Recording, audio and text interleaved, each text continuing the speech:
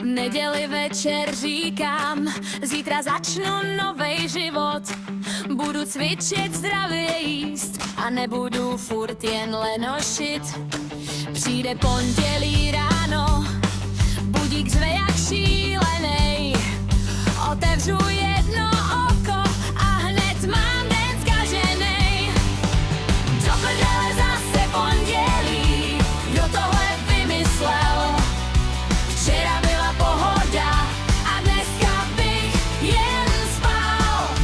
Do prdele zase pondělí, kafe není dost silný a já už od 8 ráno počítám, kdy bude pátek další.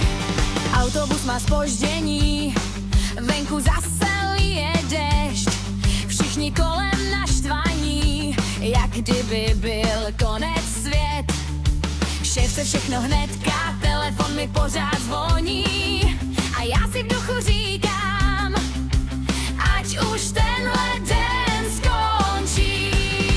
Do prdele zase pondělí, kdo tohle vymyslel?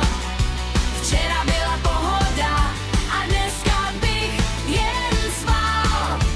Do prdele zase pondělí, kafe není dost silný a já už od 8 ráno počítám, kdy bude pátek další. Pak přijde pátek večer a svět je hned veselej. Najednou jsem Jenny